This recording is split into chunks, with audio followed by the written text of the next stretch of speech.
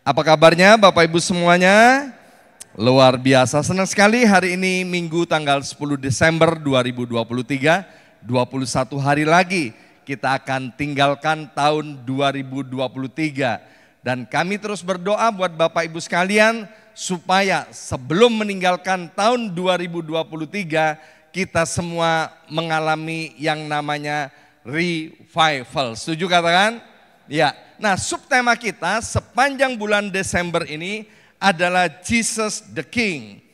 Tidak ada satupun yang sebetulnya di atas muka bumi ini, di bawah kolong langit ini yang layak dan patut disebut raja, kecuali Yesus Kristus Tuhan. Amin. Minggu lalu saya sudah sampaikan bahwa ketika Yesus bangkit dari antara orang mati, dia mendeklarasikan dirinya. Dia bilang begini, bahwa segala kuasa di bumi ini dan segala kuasa di surga telah Allah Bapa berikan kepada Yesus Kristus Tuhan. Maka itu dia layak untuk disebut sebagai Tuhan di atas segala Tuhan dan Raja di atas segala Raja. Mari kita buka ayat mas kita dari kitab Wahyu pasal 17 ayat yang ke-14. Wahyu 17 ayat yang ke-14. Saya kepingin Bapak Ibu sekalian membacanya bersama-sama dengan saya. 2, 3. Mereka, ayo dengan suara keras 2, 3. Mereka akan berperang melawan anak domba. Tetapi anak domba akan mengalahkan mereka. Karena dialah Tuan di atas segala Tuan dan Raja di atas segala Raja. Mereka yang bersama-sama dengan dia juga akan menang, yaitu mereka yang terpanggil, yang telah dipilih, dan yang setia. Nah, Bapak Ibu sekalian, kalau memperhatikan ayat-ayat yang ada di depan di layar ini, kata mereka yang pertama saya sengaja memberi warna merah, dan kemudian ada kata mereka lagi di bagian yang kedua yang saya kasih warna kuning. Ya, mengapa saya beri warna yang berbeda? Agar supaya Bapak Ibu sekalian tidak salah tangkap dan tidak salah mengerti. Nah, mereka yang pertama ini nanti Bapak Ibu sekalian bisa pelajari di rumah dari Wahyu pasal 17. Mereka yang pertama ini yang pakai warna merah ini adalah digambarkan ibu daripada segala orang berdosa, ibu dari segala orang bejat. Sekali lagi, mereka yang dimaksud yang pertama ini adalah ibu segala orang berdosa, ibu segala orang bejat yang sedang menunggangi binatang yang berwarna merah tua.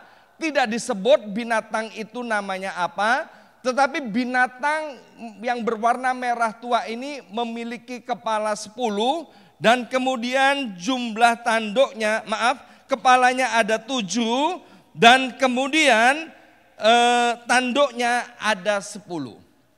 Ya, jadi bayangkan gelar daripada orang yang menunggangi itu dan kemudian binatang itu. Jadi alangkah seremnya kalau kita ketemu kemudian dengan seekor binatang yang warnanya merah tua, kemudian ada kepalanya 7 dan kemudian punya tanduk 10. Dan yang menunggangi adalah orang yang amat sangat jahat, Bapak Ibu sekalian ya. Dan kemudian mereka ini, ibu dari segala orang bejat, ibu dari segala orang berdosa ini memerangi anak domba. Ya, memerangi anak domba. Hitung-hitungan di atas kertas, yang menang siapa? Yang menang adalah mereka. Tidak mungkin anak domba itu bisa menang. Tapi Alkitab berkata begini, tetapi anak domba akan mengalahkan mereka. Mengapa anak domba ini bisa mengalahkan mereka? Karena anak domba itu ternyata adalah Tuan di atas segala Tuan dan Raja di atas segala Raja. Maka bagian yang kedua dikatakan mereka ini adalah setiap orang yang percaya kepada Yesus Kristus sebagai Tuhan dan Juru Selamatnya. Maka mereka ini yang bersama-sama dengan Dia, yang bersama-sama dengan Anak Domba juga akan menang. Yaitu mereka yang terpanggil, yang telah dipilih dan yang setia. Alkitab bilang banyak yang dipanggil tetapi sedikit yang dipilih. Siapa yang dipilih? Ayat ini menjelaskan yaitu mereka yang terpanggil. Jadi waktu mereka dipanggil, mereka mau dipanggil, maka mereka akan bersama-sama dengan Dia. Karena apa? Karena mereka ini sudah dipilih dan mereka menjadi orang yang setia. Perhatikan ayat ini ya. Mulai kata mereka, bagian yang kedua yang mulai warna kuning itu, mereka yang bersama-sama dengan Dia yaitu Anak Domba juga akan menang. Maka itu saya beri judul renungan pada hari ini, menjadi orang Kristen yang berkemenangan. Ya. Nah, kalau bicara menjadi orang Kristen yang berkemenangan, ini bukan berbicara dari kekalahan kepada kemenangan, tidak, ya kan? Orang Kristen itu hidupnya berkemenangan karena dibawa oleh Tuhan dari satu jalan kemenangan kepada jalan kemenangan yang lainnya. Nah, bagaimana agar kita menjadi orang Kristen yang berkemenangan? Wahyu pasal 17 ayat 14 tadi yang kita baca, yang pertama, kita harus menjadi orang yang setia. Bersama saya ucapkan setia kepada Kristus. 23, setia kepada Kristus. 23, setia kepada Kristus. Alkitab bilang begini, banyak orang menyebut dirinya baik hati, tetapi orang yang setia siapa yang akan mendapatkannya.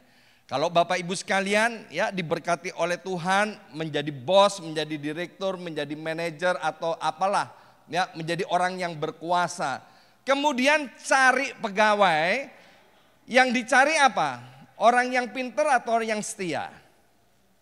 Orang yang setia. Kalau orangnya cuman pinter tapi nggak setia, Bapak Ibu sekalian, itu bisa bikin sakit hati. Ya, ketika kita sedang senang-senangnya dengan orang itu, ya kita sedang jatuh cinta kepada orang itu karena orang itu hebat dan pinter, tapi karena dia nggak setia, ya dia bilang, Pak, maaf saya mengundurkan diri. Ya.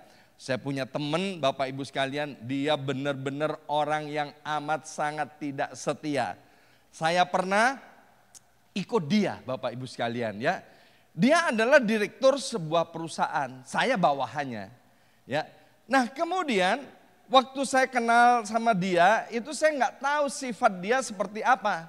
Tapi nggak lama saya menjadi bawahan dia, kemudian dia pindah. Ya, dia pindah perusahaan lain. Dia bilang, Pak Yongki ikut saya. Ya kan saya ikut, jadi tetap bawahannya dia. Dia pindah perusahaan lain. Ya, tak lama kemudian setelah sekian waktu bekerja, dia pindah lagi ke perusahaan lain. Dan kemudian saya diajak pindah lagi ke perusahaan yang lain. Saya bilang, Pak, kok pindah-pindah pekerjaannya? Ya ini yang terakhir ya kan. Ini perusahaan lebih baik daripada yang lalu ya. Tentu saya mendapat benefit yang lebih, tapi saya nggak suka kok pindah-pindah. Dan singkat cerita, selama saya menjadi bawahan daripada bapak ini, mungkin saya udah pindah 16 kali atau berapa kali ya kan. Jadi dia pindah-pindah, dia pinternya luar biasa, tapi nggak setia. Nah Tuhan mau agar supaya kita menjadi orang yang setia. Bapak Ibu sekalian ya, seperti tadi pujian itu luar biasa, dikatakan begini tadi pujian ini ya. Bahwa mana ini pujian yang terakhir Immanuel ya, ini ya, kau buktikan kesetiaanmu Tuhan, engkau Allah Immanuel ya. Jadi Bapak Ibu sekalian, Tuhan itu sudah membuktikan kesetiaannya kepada kita. Nanti kalau ada waktu Bapak Ibu sekalian bisa belajar dari kitab 2 Timotius. Di situ dikatakan kalau kita ini tidak setia, ya, kalau kita ini sebagai pengikut Kristus tidak setia, maka Tuhan tetap setia. Mengapa? Karena Dia tidak dapat menyangkal dirinya sendiri. Sekali lagi, kalau seandainya kita tidak setia, maka Tuhan itu tetap setia. Dalam pengiringan saya kepada Tuhan Yesus Kristus selama kurang lebih hampir 40 tahun ini, Bapak Ibu sekalian ya, saya menjadi orang percaya tahun 85 ya. Saya pernah jatuh bangun, murtad dan lain sebagainya. Tapi yang jelas saya tidak pernah kecewa kepada Tuhan. Saya tidak pernah marah kepada Tuhan. Saya pernah tidak setia kepada Tuhan. Iya, saya pernah tidak setia kepada Tuhan. Seperti anak bungsu, dia tinggalkan rumah bapaknya. Kenapa? Anak bungsu ini tidak setia.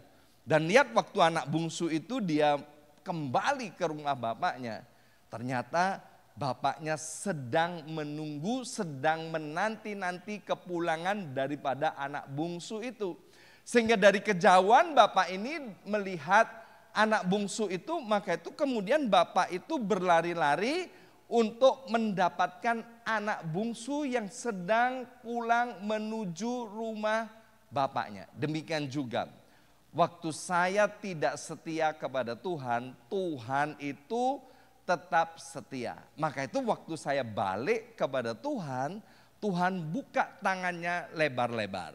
Dia datang ke dunia ini Bapak Ibu sekalian. Dia memang mencari orang-orang untuk diselamatkan. Dia cari orang yang berdosa, dia bukan cari orang yang baik. Dia cari orang yang berdosa bukan untuk dihukum, tapi agar supaya orang yang berdosa itu diampuni dosanya dan hidupnya dipulihkan. Mari kita lihat Bapak Ibu sekalian ya, bahwa Tuhan mau kita setia kepadanya. 1 Korintus pasal 15 ayat 57 dikatakan, tetapi syukur kepada Allah yang telah memberikan kepada kita, yaitu Bapak Ibu dan saya, kemenangan melalui Yesus Kristus Tuhan kita. Selanjutnya 2 Korintus 2 ayat 14 dikatakan, tetapi syukur bagi Allah yang dalam Kristus selalu memimpin kami di jalan kemenangannya. Jadi yang pertama Bapak Ibu sekalian, agar supaya kita mengalami kemenangan, maka mau tidak mau kita harus menjadi orang yang setia kepada Tuhan Allah. Tolong Evelyn balik kepada Wahyu pasal 17 ayat 14 tadi. Wahyu pasal 17 ayat yang ke-14, diperhatikan di sini bagian yang kedua. Orang yang setia kepada Tuhan, maka dia akan senantiasa bersama-sama dengan Tuhan. Ya, sekali lagi, orang yang setia kepada Tuhan itu akan senantiasa bersama-sama dengan Tuhan. Dalam kitab Maleakhi pasal yang keempat dikatakan begini, akan ada perbedaan antara orang yang sungguh-sungguh setia kepada Tuhan dengan orang yang tidak setia kepada Tuhan. Sekali lagi, akan ada perbedaan yang nyata antara orang yang sungguh-sungguh setia kepada Tuhan dengan orang yang tidak setia kepada Tuhan. Bapak Ibu sekalian, kita harus paham begini, bahwa adalah kehendak Tuhan agar setiap kita mengalami kemenangan demi kemenangan. Bukankah Allah kita namanya Immanuel? Amin. Allah yang beserta kita, Allah yang ingin senantiasa bersama-sama dengan kita. Tinggal pertanyaannya, maukah kita bersama-sama dengan Dia untuk selama-lamanya? Kalau kita berkata, ya aku mau Pak, maka kita sudah melakukan langkah yang pertama yang luar biasa. kita sedang ada di jalan yang benar untuk mengalami kemenangan demi kemenangan. Hidup ini tidak mudah Bapak Ibu sekalian ya. Baik itu orang percaya maupun orang tidak percaya kepada Tuhan menghadapi yang namanya tantangan dalam hidup ini, menghadapi persoalan, menghadapi masalah yang kurang lebihnya sama Bapak Ibu sekalian.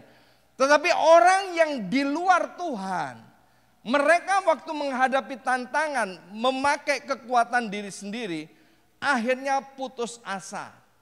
Kecewa ketika mereka tidak bisa menang atas tantangan itu. Dan kita mendengar berita, kemudian orang-orang ini mengambil jalan pintas, yaitu bunuh diri. Ya, hari-hari ini di Indonesia dibuat heboh.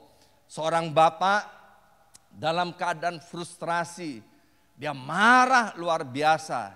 Dia aniaya istrinya, ya. Dan kemudian istrinya sampai masuk rumah sakit. Setelah istrinya ada di rumah sakit, bapak ini punya 4 orang anak yang masih kecil-kecil. Maka satu persatu anak-anaknya dibunuh Bapak Ibu sekalian. Satu persatu. Ya, akhirnya 4 anak itu semuanya mati. Dan hari ini 4 anak itu dikuburkan dan ibu ini keluar dari rumah sakit semaput, bangkit untuk menyaksikan pemakaman daripada 4 anaknya. Orang dalam Tuhan juga punya masalah Bapak Ibu sekalian. Tetapi karena setia kepada Tuhan Allah Immanuel, maka kita menghadapi setiap masalah itu bukan dengan kekuatan sendiri. Tetapi Tuhan yang sudah menang itu yang bersama-sama dengan kita. Maka itu ayat ini berkata, maka dia juga akan menang.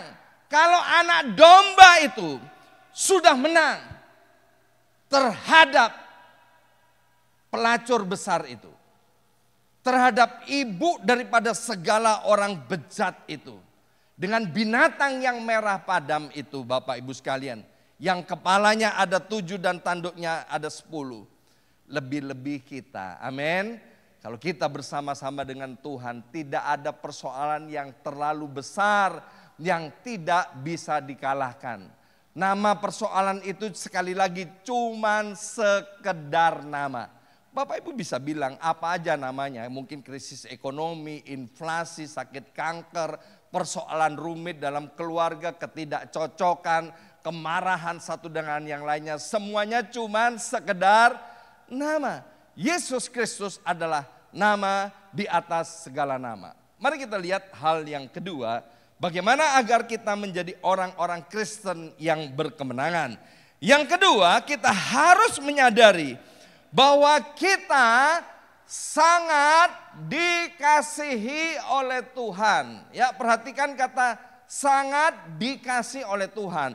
Mari kita buka dari kitab Roma pasal 8 ayat 37. Nanti Bapak Ibu bisa pelajari dari berbagai macam terjemahan. Ya, ini saya ambil dari firman Allah yang hidup. Dikatakan namun demikian kemenangan yang gilang gemilang akan kita miliki melalui Kristus yang sangat mengasihi kita. Bukan mengasihi biasa-biasa saja, tapi sangat mengasihi kita. Sehingga dibuktikan dengan dia rela mati bagi kita di atas kayu salib 2000 tahun yang lalu, seperti pujian tadi yang kita naikkan Bapak Ibu sekalian. Kita dikasihi oleh Tuhan. Bahkan sangat dikasihi oleh Tuhan. Bukan karena perbuatan baik kita, tapi karena anugerah daripada Tuhan. Itu harus kita ingat Bapak Ibu sekalian. Kalau kita nggak ingat seperti itu, kita nggak akan percaya bahwa hidup kita itu begitu berharga di hadapan Tuhan dan sangat dikasihi oleh Tuhan. Sebab dunia di mana kita tinggal selalu menerapkan kasih yang bersyarat. Sehingga kita susah untuk menangkap kok ada kasih yang tidak bersyarat. Itu susahnya minta ampun Bapak Ibu sekalian. Kecuali anak-anak yang lahir dari keluarga yang harmonis. Mungkin betapa mudahnya untuk mendapatkan gambaran kasih yang tidak terbatas. Tapi seperti saya lahir dari keluarga yang gak dalam Tuhan. Saya lahir dari keluarga yang tidak harmonis, Bapak Ibu sekalian. Saya lahir dari keluarga yang menyembah berhala. Tetapi ketika saya sungguh-sungguh membuka hati saya di hadapan Tuhan, saya merendahkan diri di hadapan Tuhan, saya mengaminkan Roma pasal 8 ayat 37 ini, bahwa Tuhan sangat mengasihi saya. Maka itu saya nggak pernah meragukan sama sekali tentang kasih kebaikan Tuhan. Bukan saya nggak ngadepin masalah, Bapak Ibu sekalian.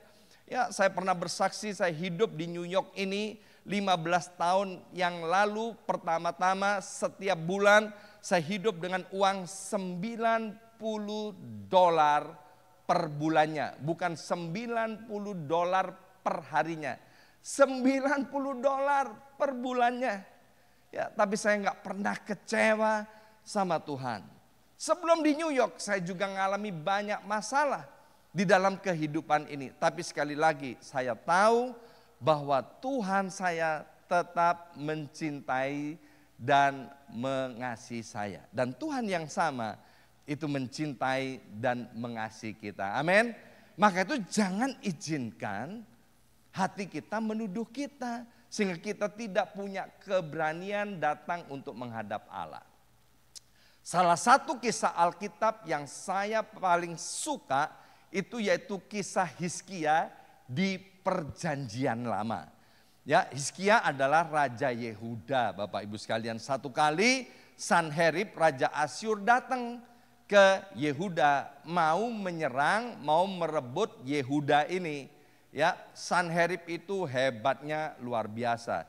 Dia orang ateis, nggak percaya Tuhan, dia nggak takut sama dewa-dewi, dia nggak takut sama yang namanya berhala. Setiap dia menyerang satu negara, Bapak Ibu sekalian, atau satu kerajaan, maka ditumpas habis semua berhala, dewa-dewa di kerajaan itu. Ya, kerajaan demi kerajaan itu dikalahkan oleh Sanherib. Waktu Sanherib datang kepada Hizkia, itu Sanherib sudah mengalahkan 54 kerajaan. 54 kerajaan, luar biasa. Ini prestasi yang amat sangat luar biasa, Bapak Ibu sekalian. Dan kekuatannya menjadi 185.000 pasukan perang yang hebat, yang tangkas, yang tidak terkalahkan. Secara hitung-hitungan, Hizkia takut, Bapak Ibu sekalian. Ya, dia nggak bisa mau menghadapin Sanherib. Maka kemudian akal daripada Hizkia keluar. Dia bayar upeti. Dia bilang sama Sanherib, damailah ya, damai ya. Damai ini kamu aku kasih emas, dikasih emas berton-ton, Bapak Ibu sekalian. Tapi Yeremia berkata begini, terkutuklah orang yang mengandalkan kekuatannya sendiri, terkutuklah orang yang mengandalkan manusia. Akhirnya apa yang dikerjakan oleh Sanherib? Sanherib bilang begini, oh thank you ya, kamsya untuk emasnya ya. Tapi aku tetap mau merebut kerajaan Yehuda.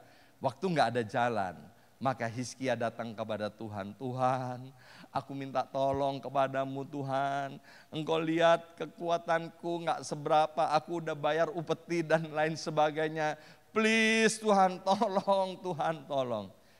Luar biasa loh, Tuhan mencintai Hizkia, Tuhan dengar doa daripada Hizkia.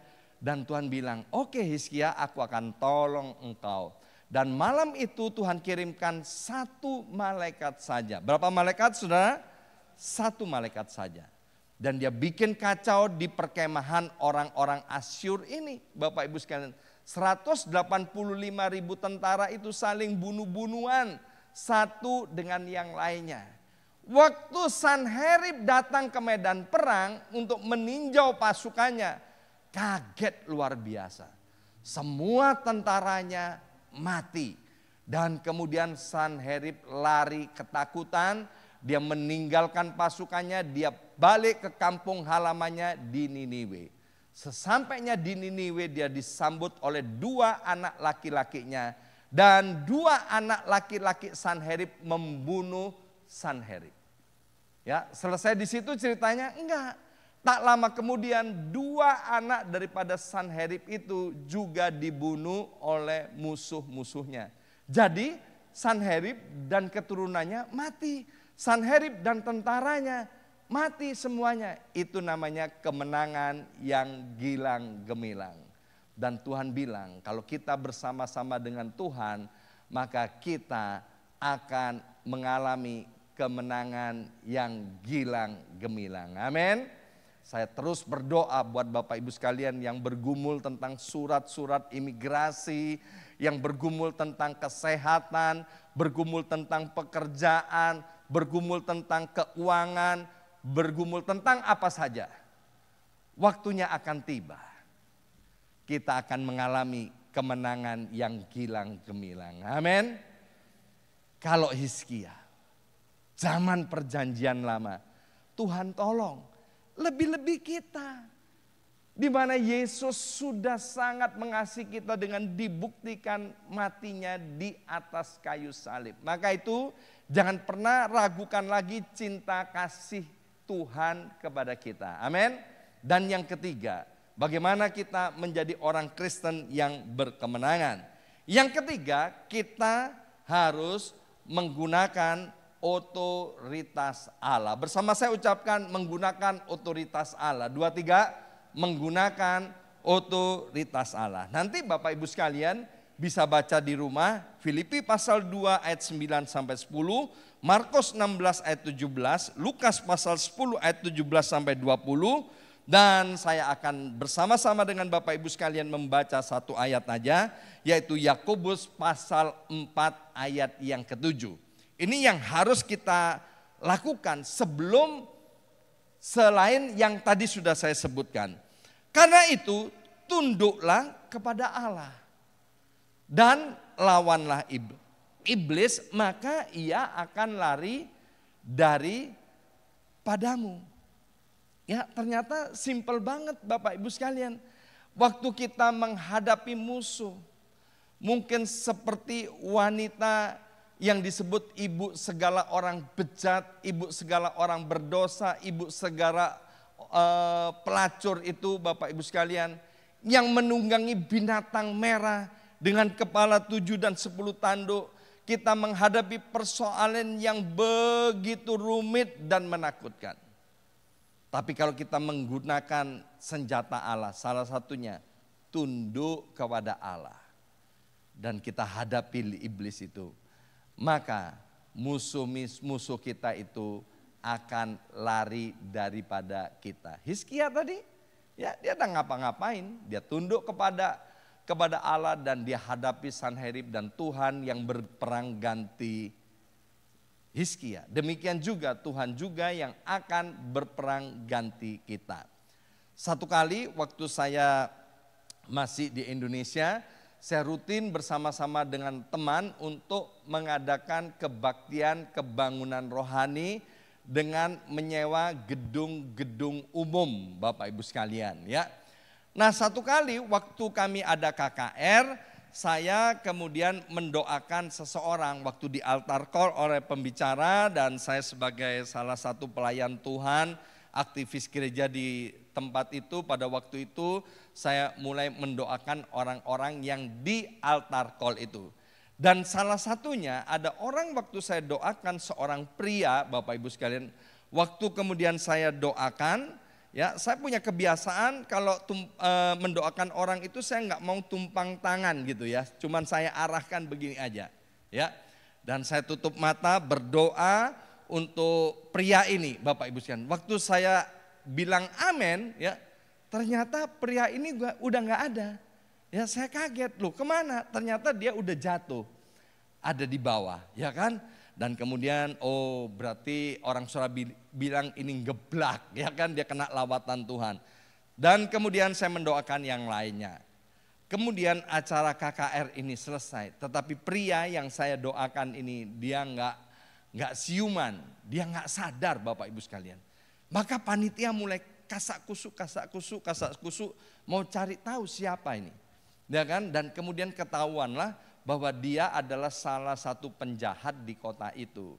kerjaannya maling, ya kan, suka mencuri, orangnya hitam dan menyeramkan, Bapak Ibu sekalian ya. Setelah ditunggu sekian lama, kemudian Bapak ini akhirnya siuman juga ya, bangkit dan kemudian dia bilang begini, waduh saya ini ya, dia yang bikin pengakuan bahwa saya datang ke sini sebetulnya mau coba-coba aja. Ya, saya ini bukan orang percaya. Dia sebut dirinya bukan beragama Kristen. Tapi waktu saya mendoakannya dia ngalami lawatan Tuhan. Dia bilang aku mau menerima Yesus dan aku mau dibaptis ya. Dan akhirnya saya digerakkan oleh Tuhan untuk mengambil Bapak ini menjadi pegawai saya. Bayangkan, dia jelas-jelas mengaku dirinya maling, dia penjahat Bapak Ibu sekalian.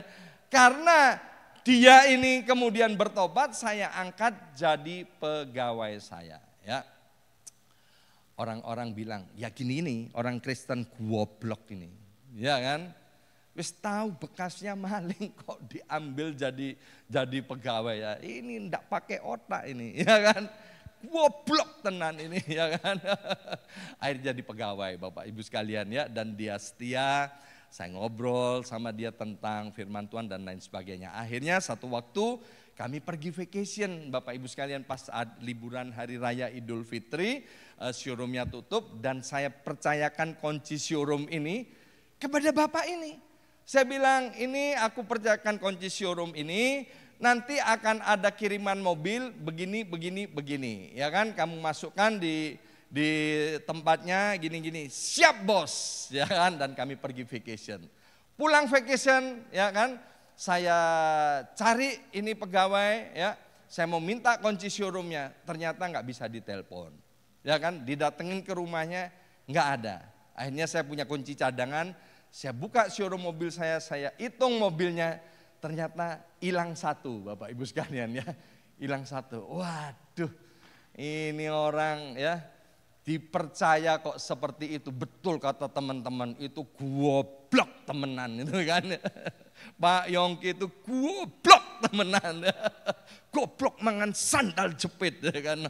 Orang Kristen goblok seperti ini ya.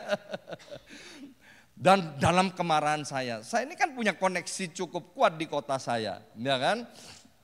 Dalam kemarahan saya bilang, kemana kamu pergi tak cari kamu, ya kan. Dalam kemarahan. Dan Tuhan bilang ini, tunduklah kepada Allah dan lawanlah iblis, maka ia akan lari dari padamu. Ya, jadi kalau ada pertengkaran suami istri dan Tuhan bilang begini, ya kan, tunduklah kepada Allah, lawanlah iblis, artinya gini, ya kan, Tuhan bilang gini, hei istri, tunduklah kepada suamimu, atau Tuhan bilang kepada suami, hei suami, kasihi istrimu, jangan lukai, jangan sakiti hatinya, ya kan, dan lain sebagainya. Tuhan selalu bicara kepada kita melalui firman Tuhan. Terus gimana caranya Tuhan? Ya udah ampuni aja, ya kan. Yang dicuri kan cuma satu, yang lainnya kan masih ada. Ya.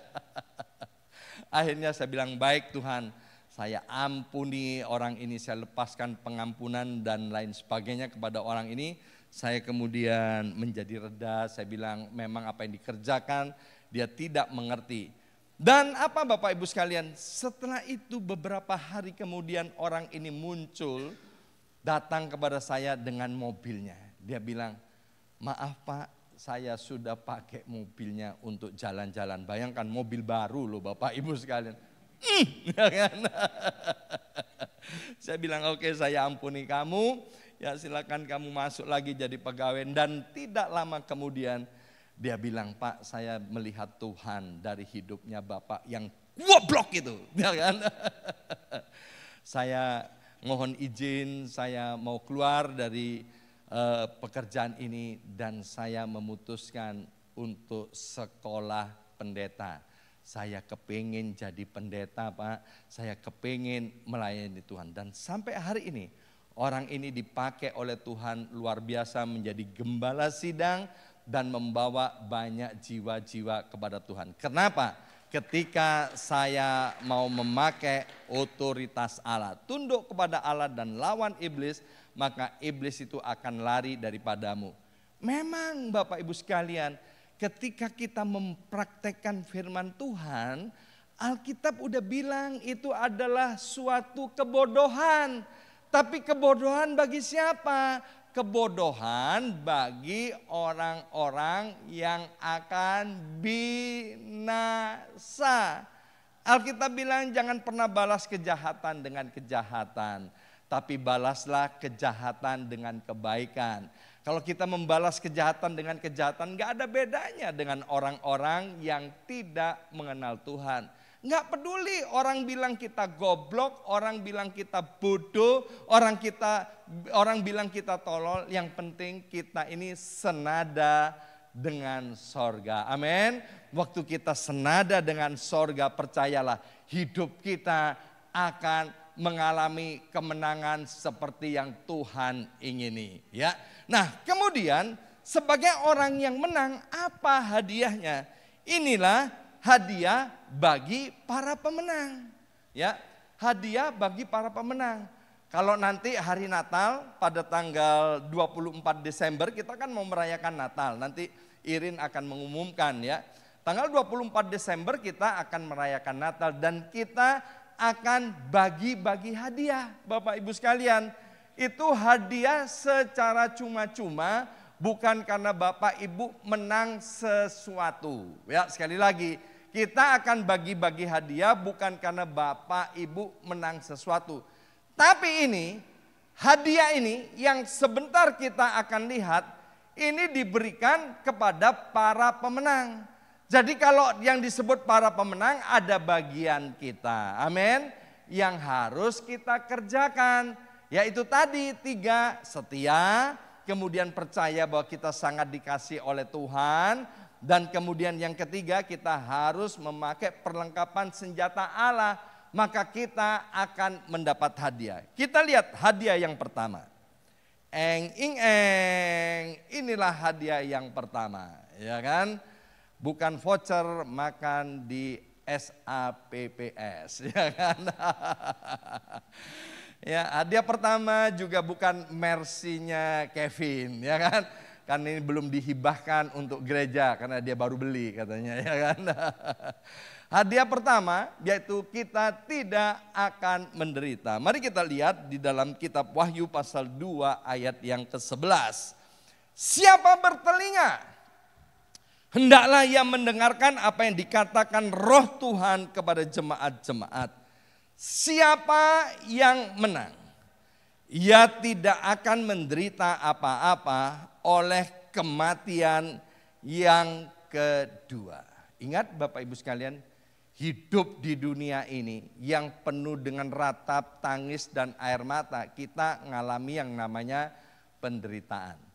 Tapi penderitaan yang kita alami karena kita orang percaya kepada Tuhan itu tidak seberapa. Karena Tuhan berkata pencobaan-pencobaan yang kamu hadapi tidak akan pernah Tuhan izinkan melebihi kekuatan kita. Amin.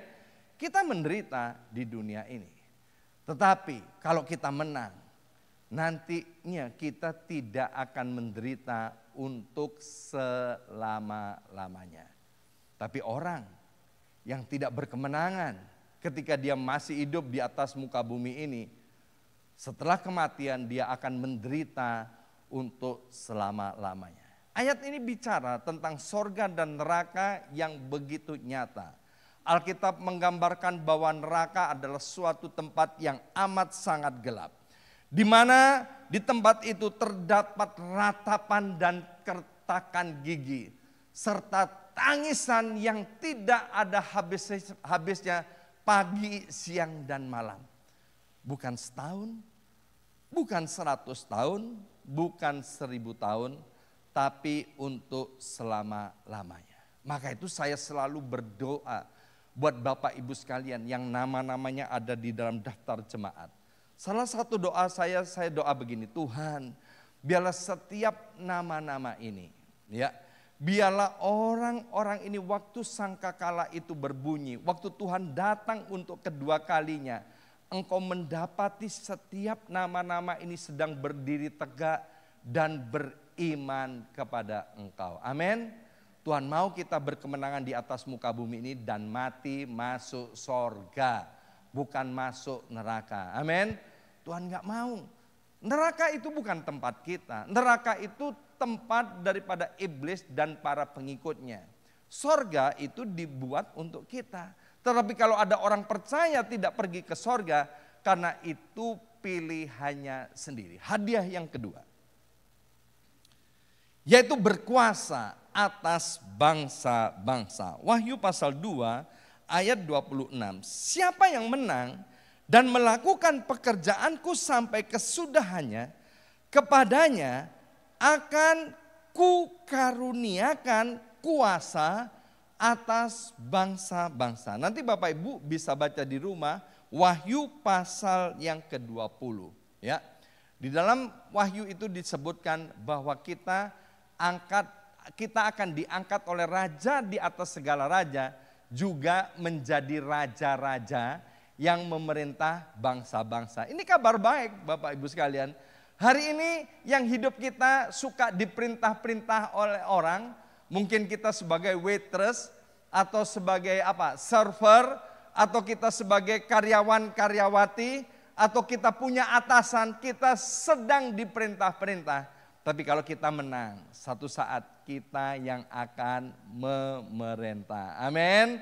Tuhan memberikan kuasa kepada kita untuk berkuasa atas bangsa-bangsa. Dan yang ketiga, yaitu namanya bagi para pemenang, namanya terdaftar dalam buku kehidupan. Wahyu pasal 3 ayat yang kelima. Siapa yang menang, kepadanya akan dikenakan pakaian putih yang demikian. Aku tidak akan menghapus namanya dari kitab kehidupan, melainkan aku akan mengaku namanya di hadapan Bapakku dan di hadapan para malaikatnya. Ya, jadi nama kita terdaftar di dalam buku kehidupan. Bulan Juli lalu saya ke Jakarta memberkati pernikahan Kevin dan Naftali, ya. Dan malam harinya ada resepsi di hotel yang mewah itu Bapak Ibu sekalian. Dan kemudian saya diminta untuk duduk di tempat yang sudah disediakan. Dan kemudian saya ajak teman saya, ya.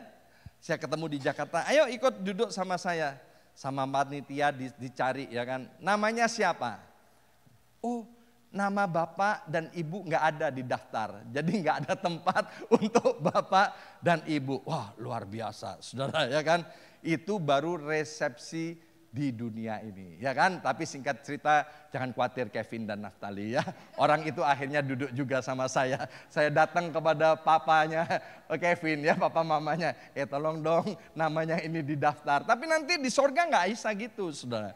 Nggak ada koneksi. Menangnya itu harus sekarang, amin. Kalau hidup kita berkemenangan sekarang, nanti waktu masuk, waktu sangkakala itu berbunyi, wah kita dengan kepala tegak, ya kan? Karena nama kita sudah ada di dalam daftarnya, ya. Kalau nggak ada di daftarnya jangan cari koneksi, udah nggak bisa, nggak ada koneksi-koneksian, ya. Hanya yang namanya terdaftar di situ yang boleh masuk ke sorga. Dan yang keempat, hadiah yang keempat, semestinya banyak sih hadiahnya. Cuman kalau dibaca semua nanti selesainya bisa besok pagi, ya kan.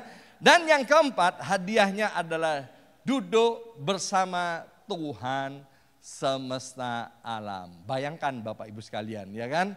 Bayangkan kalau kita ini mendapatkan kesempatan duduk bersama dengan Presiden Amerika Serikat, ya. Dalam hal ini kecintaan daripada saudara kita Paulus adalah Presiden Obama, ya kan? Betapa bahagianya seorang Paulus Paulus yang di sini maksudnya, ya kan? Duduk di sebelahnya Obama. Kalau buat saya siapa aja deh presidennya. Kalau saya duduk di sebelahnya presidennya, aduh senengnya luar biasa Bapak Ibu sekalian, ya. Ayo kita lihat di dalam kitab Wahyu pasal 3 ayat 21. Siapa yang menang, ia akan kududukkan bersama-sama dengan aku. Di mana? atas tahtaku, sebagaimana aku pun telah menang dan duduk bersama-sama dengan Bapakku di atas tahtanya. Coba lihat Bapak Ibu sekalian, perhatikan ayat ini. Luar biasa. Kalau kita mendapat kesempatan datang ke Gedung Putih, dan kemudian kita bukan hanya sekedar tur, tapi diajak masuk ke dalam ruangannya Presiden Amerika Serikat, tempat kerjanya, tempat private-nya. Kemudian duduk bersama-sama dengan dia. Wah, luar biasa, ya kan? Teman saya sebelum meninggal dunia, untuk dia menghadiri prayer breakfast meeting di Gedung Putih, satu orang harus bayar 10.000 US dollar untuk menghadiri prayer breakfast meeting dengan Presiden Amerika Serikat. Pagi-pagi saya udah antarkan ke JFK. Setelah prayer breakfast meeting saya jemput lagi di JFK. Saya tanya gimana rasanya, ya kan, ketemu Presiden Amerika. Dia bilang begini, enggak Pak, itu ternyata ruangannya banyak, ya kan.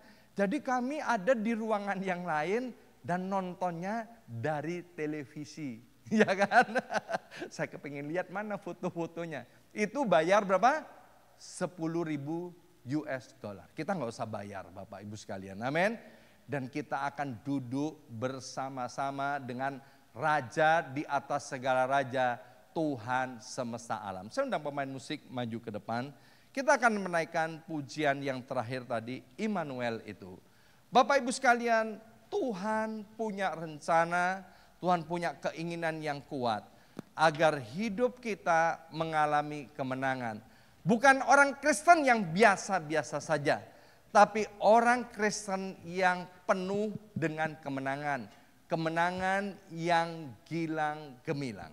Maka yang pertama, kita harus menjadi orang Kristen yang setia. Amin. Yang kedua, kita harus menyadari bahwa kita sangat dikasihi oleh Tuhan. Dan yang ketiga, kita harus menggunakan seluruh perlengkapan senjata Allah. Apapun yang kita hadapi, kita perlu tunduk kepada Allah dan lawan iblis itu, lawan masalah itu.